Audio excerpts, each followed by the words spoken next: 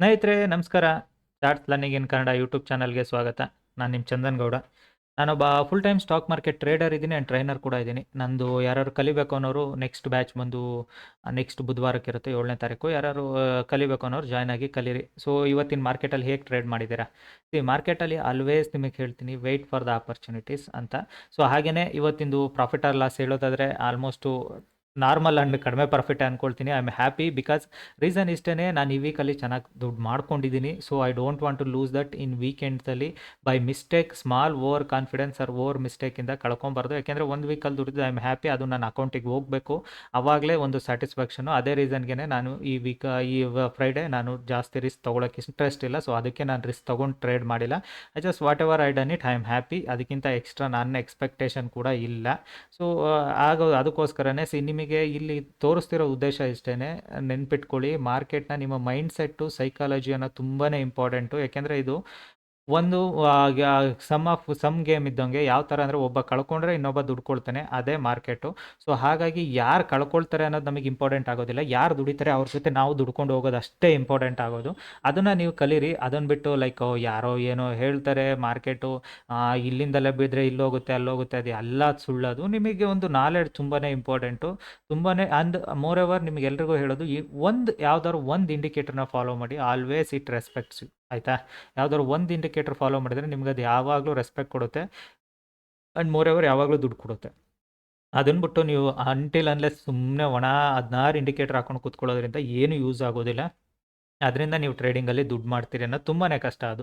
So ಹಾಗಾಗಿನೇ like ನಾನಿವತ್ತು ಕೂಡ ಅಷ್ಟೇ ಸಿಂಪಲ್ ಲಾಜಿಕ್ಕು. ಇಲ್ಲಿ ತನಕ ಮಾರ್ಕೆಟ್ ಏನಾದ್ರು ರಿಟ್ರೇಸ್ ಆದರೆ ಒಂದು ಲೈಕ್ ಆರಾಮ್ಸೆ ಒಂದು ಪುಲ್ ಬ್ಯಾಕ್ಸ್ ಟ್ರೇಡ್ನ ನೋಡೋಣ ಅಂತ ವೆಯ್ಟ್ ಮಾಡ್ತಿದ್ದೆ. ಮಾರ್ಕೆಟ್ ಅಲ್ಲಿ ತನಕ ಬರಲಿಲ್ಲ. ಯಾವಾಗ ಮಾರ್ಕೆಟ್ ಈ ಲೆವೆಲ್ನ ಕ್ರಾಸ್ ಆಯಿತು, ನೆನ್ಪಿಟ್ಕೊಳ್ಳಿ, ಆಲ್ವೇಸ್ ನಿಮಗೆ ಒಂದು ಸಲ ಬೈಯರ್ ಪುಷ್ ಮಾಡಿದ್ದಾನೆ, ಅಗೇನ್ ಆ ಲೆವೆಲಿಗೆ ಬರ್ತಿದೆ ಅಂದರೆ ಬೈಯರ್ ವೀಕ್ ಆಗೇ ಆಗ್ತಾನೆ.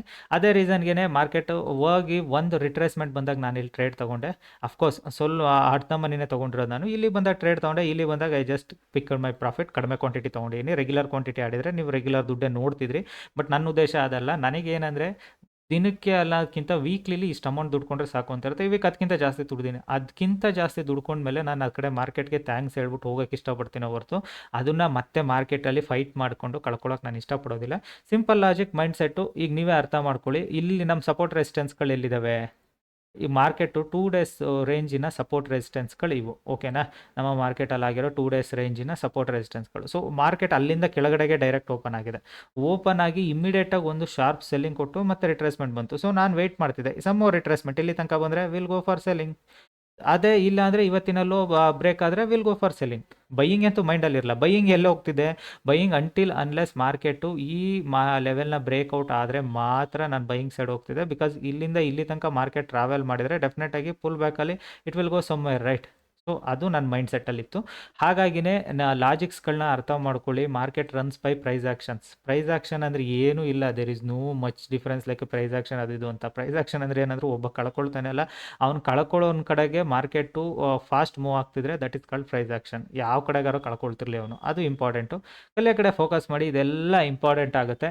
ಇವಾಗ ನಿಮಗೆ ಮಾರ್ಕೆಟಲ್ಲಿ ವಾಟ್ ನೆಕ್ಸ್ಟ್? ಏನಕ್ಕೆ ಮಾರ್ಕೆಟ್ ಇಲ್ಲಿಂದ ಅಗೇನ್ ಬೌನ್ಸ್ ಆಗ್ತಿದೆ? ಮಾರ್ಕೆಟಲ್ಲಿ ಇಲ್ಲಿಂದ ಟ್ರೇಡ್ ಮಾಡಿರೋರು ಗೊತ್ತಿಲ್ಲ. ಅವರು ಬಿಗ್ ಪ್ಲೇಯರ್ಸ್ ಯಾರ್ಯಾರು ಇರ್ಬೋದು, ಓವರ್ನೈಟ್ ನ್ಯೂಸ್ XYZ ಥಿಂಗ್ಸ್ ಏನಾರು ಇರ್ಬೋದು, ಅದು ನಮಗೆ ಗೊತ್ತಿಲ್ಲ. ಸೊ ಇಲ್ಲಿಂದ ಟ್ರೇಡ್ ತೊಗೊಂಡಿರೋರಿಗೆ ಇಲ್ಲಿಗೆ ಒಂದು ಉತ್ತಮವಾದ ಪ್ರಾಫಿಟ್ ಅಂತೂ ಸಿಕ್ಕಿದೆ. So they started booking the some profit book ಮಾಡ್ತಿದ್ದಾರೆ. ಆ್ಯಂಡ್ ಸೇಮ್ ವೇ ನಿಮಗೆ ಮಾರ್ಕೆಟಲ್ಲಿ ಈ ಸೆಕೆಂಡ್ ವೇ ಆಫ್ ಲಾಜಿಕ್ ಕೂಡ ಎಕ್ಸ್ಪ್ಲೈನ್ ಮಾಡ್ತೀನಿ ನೋಡಿ. ಬ್ರಾಡರ್ ಮೈಂಡ್ಸೆಟ್ನ ಬಗ್ಗೆ ಥಿಂಕ್ ಮಾಡೋರಿಗೆ, ಮಾರ್ಕೆಟ್ ಬಂದು ಇಷ್ಟು ದೂರದಿಂದ ಶಾರ್ಪ್ ಬೈಯಿಂಗ್ ಬಂದಿದೆ, ಓಕೆನಾ? ಸೊ ಶಾರ್ಪ್ ಬೈಯಿಂಗ್ ಎಲ್ಲಿಂದ ಬಂದಿದೆ? ಇಲ್ಲಿಂದ ನಾನ್ ಸ್ಟಾಪ್ ರ್ಯಾಲಿ ಇಲ್ಲಿ ತನಕ ಬಂದಿತ್ತು, ಓಕೆನಾ? ಇಲ್ಲಿ ತನಕ ಬಂದ್ರೂ ಇವಾಗ ಮಾರ್ಕೆಟ್ ಎಲ್ಲಿಂದ ನಿಮಗೆ ಎಕ್ಸಾಕ್ಟ್ ರಿಜೆಕ್ಷನ್ ಕಾಣ್ತಿದೆ ಹೇಳಿ? 38%. It means over all swing trading ಮತ್ತು ಲೈಕ್ ವೀಕ್ಲಿ ಮಂತ್ಲಿ ಆ ಟ್ರೇಡ್ ಮಾಡೋರು ಸ್ವಿಂಗ್ ಟ್ರೇಡಿಂಗ್ಸ್ಗಳ ಕಾನ್ಸೆಪ್ಟ್ಗಳೇ ಯೂಸ್ ಮಾಡ್ತಾರಲ್ಲ, ಅವ್ರಿಗೆ ನೋಡಿದರೆ ಮಾರ್ಕೆಟ್ ಎಲ್ಲಿದೆ ಹೇಳಿ? ಇದು ಎಕ್ಸಾಕ್ಟ್ 38%. ಸೊ ಈ ಲೆವೆಲಿಂದ ಒಂದು ಬೌನ್ಸ್ ಎಕ್ಸ್ಪೆಕ್ಟೇಷನ್ ಇತ್ತು. ಬಟ್ ಆ ಬೌನ್ಸ್ನ ನಾವು ಇಂಟ್ರಾಡೇ ಟ್ರೇಡ್ ಮಾಡೋರು ಸ್ಕ್ಯಾಲ್ಪರ್ಸ್ಗಳು ಅದು ಯಾವುದನ್ನು ಥಿಂಕ್ ಮಾಡೋದಿಲ್ಲ. ಬಿಕಾಸ್ ನಮಗೆ ಅದರ ಅವಶ್ಯಕತೆ ಹೆಚ್ಚಿಗೆ ಇರೋದಿಲ್ಲ. ನಾವು ಥಿಂಕ್ ಮಾಡೋದೇನು? ಮಾರ್ಕೆಟಲ್ಲಿ ಒಂದು ಸಣ್ಣ ಮೂಮೆಂಟು, ಆ ಮೂಮೆಂಟ್ನ ನಾವು ಕ್ಯಾಪ್ಚರ್ ಮಾಡ್ಕೋಬೇಕು. Will get out from the market. ಇದು ಬಿಗ್ ಸ್ವಿಂಗ್ಸ್ದು. ಸೊ ಇಲ್ಲಿ ನಿಮಗೆ ಎರಡು ಲಾಜಿಕ್ಕು ಅರ್ಥ ಆಗಿದೆ ಅಂದ್ಕೊಳ್ತೀನಿ. ಈಗ ನಿಮಗೆ ಲೈಕ್ ಬಿಗ್ ಸ್ವಿಂಗ್ ಎಲ್ಲಿಂದ ಬಂತು ಅನ್ನೋದು ಕೂಡ ಕಂಡಿದೆ. ಮತ್ತು ಸ್ಮಾಲ್ ಥಿಂಗ್ಸ್ ಲೈಕ್ ಈಗ ಸ್ಕ್ಯಾಲ್ಪಿಂಗ್ ನಾವು ಎಲ್ಲಿಂದ ಸ್ಕ್ಯಾಲ್ಪ್ ಮಾಡಿ ಇಲ್ಲಿಂದ ನಾನು ಟ್ರೇಡ್ ಮಾಡಿ ಈ ಕ್ಯಾಂಡಲ್ ಕ್ಯಾಪ್ಚರ್ ಮಾಡ್ಬೋದಿತ್ತು, ಬಟ್ ಮಾಡಲಿಲ್ಲ. ಯಾಕೆಂದರೆ ಮಾರ್ಕೆಟ್ ಆಲ್ರೆಡಿ ಟ್ರಾವೆಲ್ ಮಾಡ್ತಿದೆ. ಒಂದು ಚಿಕ್ಕ ರಿಟ್ರೇಸ್ಮೆಂಟ್ ಕೊಟ್ಟರೆ ಮಾತ್ರ ನಾನು ಟ್ರೇಡ್ ಮಾಡ್ಬೋದು. ಸೊ ವೆಯ್ಟ್ ಮಾಡ್ತಿದ್ದೆ ರಿಟ್ರೇಸ್ಮೆಂಟ್ ಬರುತ್ತೇನೋ ಅಂತ, ಬರಲಿಲ್ಲ. ಸೊ ಆ ಕೆಳಗಡೆ ಬಂದು ಮತ್ತೆ ಅಗೇನ್ ರಿಟ್ರೇಸ್ಮೆಂಟ್ ಬಂತು, ಆ ರಿಟ್ರೇಸ್ಮೆಂಟಲ್ಲಿ ನಾನು ಟ್ರೇಡ್ ಮಾಡಿದ್ದೀನಿ, ಹಾಗಲ್ವಾ? ಸೊ ಇದನ್ನು ನೀವು ಸಿಂಪಲ್ ಥಿಂಗ್ಸ್ಗಳನ್ನ ಅರ್ಥ ಮಾಡ್ಕೊಳ್ಳಿ, ಈಸಿ ಆಗ್ತಾ ಹೋಗುತ್ತೆ. ಅದರ್ವೈಸ್ ಮಾರ್ಕೆಟ್ ಟಫ್ ಆಗ್ತಲೇ ಇರುತ್ತೆ. ಸೊ ಕಲಿಯೋ ಕಡೆ ಫೋಕಸ್ ಮಾಡಿ. ಕಲಿಯೋ ಅಂಥವ್ರು ನನಗೆ ಕ್ಲಾಸ್ ಜಾಯ್ನ್ ಆಗಲಿರಿ. ಆ್ಯಂಡ್ ಮೋರ್ ಓವರ್ ನೀವು ಜಾಯ್ನ್ ಆಗೋಕ್ಕೆ ಮುಂಚೆ ದಯವಿಟ್ಟು ಡಿಸ್ಕ್ರಿಪ್ಷನ್ ಕಂಪ್ಲೀಟ್ ಡೀಟೇಲ್ಸ್ ರೀಡ್ ಮಾಡಿ. ರೀಸನ್ ಏನಕ್ಕೆ ಇದನ್ನು ಹೇಳ್ತಾ ಇದ್ದೀನಿ ಅಂದರೆ, ಕಂಪ್ಲೀಟ್ ರೀಡ್ ಮಾಡಿ ಅಂತ. ನಮ್ಮ ಹತ್ರನೇ ಕ್ಲಾಸ್ ಕಲಿತು ಹೊರಗಡೆ ಹೋಗ್ಬಿಟ್ಟು ಮತ್ತೆ ನೆಗೆಟಿವ್ ಸ್ಪ್ರೆಡ್ ಮಾಡೋದು, ಅದು ಮೈಂಡ್ ಸೆಟ್ಟು.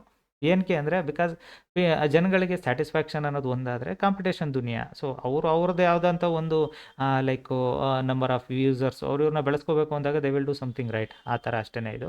ಸೊ ನೀವ್ಯಾರಾದ್ರೂ ಕಲಿಬೇಕು ಅನ್ನೋರಿದ್ರೆ ಡೆಫಿನೆಟಾಗಿ ಜಾಯ್ನ್ ಆಗಿ ಕಲೀರಿ. ನೀವು ಮಾರ್ಕೆಟಲ್ಲಿ ಎಷ್ಟು ಕಲೀಲಿಕ್ಕೆ ಸಮಯ ಕೊಡ್ತೀರಾ, ಆಬ್ವಿಯಸ್ಲಿ ಮಾರ್ಕೆಟ್ ಈಸಿ ಆಗುತ್ತೆ. ಅದಕ್ಕೋಸ್ಕರನೇ ನಾನು ಫೀ ಏನು ಕಡಿಮೆ ಇಟ್ಕೊಂಡಿದ್ದೀನಿ ಅಂದರೆ, ಕಲಿಯೋಂಥವ್ರು ಡೈರೆಕ್ಟ್ ನನ್ನ ಹತ್ರನೇ ಕಲೀಲಿ. ಸುಮ್ಮನೆ ಏನಕ್ಕೆ ಫ್ರಾಡ್ಸ್ಗಳ ಹತ್ರ ಅಲ್ಲಿ ಇಲ್ಲಿ ನನ್ನ ಹತ್ರನೇ ತೊಗೊಂಡು ಹೋಗಿರೋದ ಕಾಪಿಗಳನ್ನ ಬೇರೆಯವ್ರಿಗೆ ಕೊಡೋದ್ರಲ್ಲಿ ಯೂಸ್ ಆಗೋದಿಲ್ಲ ಅಂತ.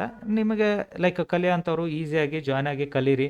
ಕಲಿಯೋಕ್ಕೆ ಫೋಕಸ್ ಮಾಡಿ. ಆಲ್ವೇಸ್ ನೀವು ಉತ್ತಮ ಟ್ರೇಡರ್ ಆಗ್ತೀರಿ. ಎಲ್ಲಿ ತನಕ ನೀವು ಕಲಿಯೋಕ್ಕೆ ಫೋಕಸ್ ಮಾಡಲ್ಲ, ಯು ಕಾಂಟ್, ನೀವು ಯಾವುದೇ ಕಾರಣಕ್ಕೂ ಟ್ರೇಡರ್ ಆಗೋದಿಲ್ಲ. ನಿನ್ನೆ ಸ್ಟೂಡೆಂಟ್ಸಿಗೆ ನಾನು ಹೇಳಿದ್ದೆ, ಮಾರ್ಕೆಟ್ ಏನಾದರೂ ನಾಳೆಗೆ ವೈಡ್ ರೇಂಜಲ್ಲಿದೆ, ಈ ಲೆವೆಲ್ಸ್ಗಳನ್ನ ಬ್ರೇಕ್ ಡೌನ್ ಮಾಡಿದರೆ ವಿಲ್ ಗೋ ಫಾರ್ ಸೆಲ್ಲಿಂಗ್ ಅಂತ. ಕ್ಲಿಯರ್ ಕಟ್ಟಾಗಿ ಅದು ಸೆಲ್ಲಿಂಗ್ ಸೈಡೇ ಬಂದಿದೆ ಮಾರ್ಕೆಟು. ಏನಕ್ಕೆ ಅಂದರೆ, ಇಲ್ಲಿಂದ ಕೆಳಗಡೆಗೆ ಬಯರ್ಸ್ ಸ್ವಲ್ಪ ವೀಕ್ ಆಗಲೇಬೇಕಿತ್ತು, ಆಗ್ತಾರೆ ಅಂತ. ಸೊ ಅದೇ ರೀಸನು ಬಯರ್ಸ್ ವೀಕ್ ಕೂಡ ಆಗಿದ್ದಾರೆ. ಇವಾಗ ಮಾರ್ಕೆಟ್ ಇನ್ನೊಂದು ಸ್ವಲ್ಪ ಸೈಡ್ ವೇಸ್ ನಿಂತು ಮತ್ತೇನಾದ್ರು ಕೆಳಗಡೆ ಡಂಪ್ ಆದರೆ will go some more fast ಕೆಳಗಡೆ ಹೋಗುತ್ತೆ ಮಾರ್ಕೆಟ್. ಬ್ಯಾಂಕ್ ನಿಫ್ಟಿ ಏನು ಮಾಡಿದೆ, ಲೆಟ್ಸಿ. ಬ್ಯಾಂಕ್ ನಿಫ್ಟಿಯಲ್ಲಿ ನಮ್ಮ ಸಪೋರ್ಟ್ ರೆಸಿಸ್ಟೆನ್ಸ್ ವರ್ಕ್ ಆಗಿದೆಯಾ ಇಲ್ವಾ ಎಲ್ಲದನ್ನು ನೋಡೋಣ.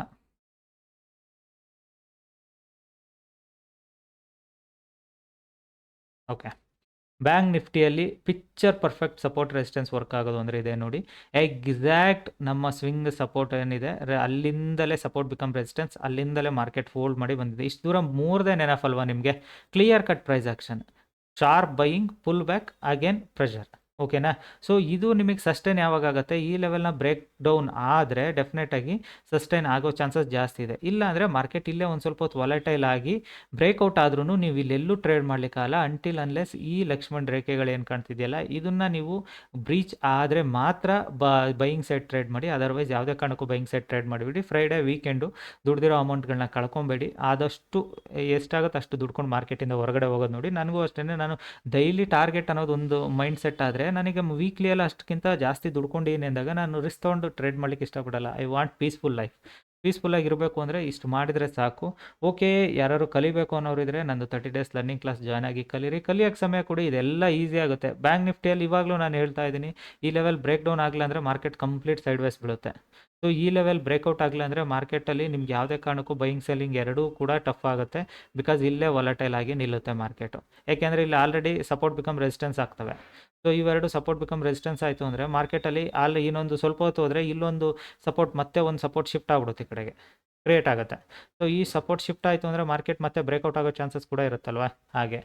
ಓಕೆ, ವಿಡಿಯೋ ಇಷ್ಟ ಆದರೆ ದಯವಿಟ್ಟು ಲೈಕ್ ಮಾಡಿ, ಸಬ್ಸ್ಕ್ರೈಬ್ ಮಾಡಿ. ಕಮೆಂಟ್ ಬಾಕ್ಸ್ ಆಫ್ ಇದೆ, because I am no more interested with people comments and all. ಯಾರು ಕಲಿಬೇಕು ಅನ್ನೋರಿದ್ರೆ ನಂದು ಬುಧವಾರ ಬ್ಯಾಚ್ನ ಜಾಯ್ನ್ ಆಗಿ ಕಲೀರಿ. Thank you all.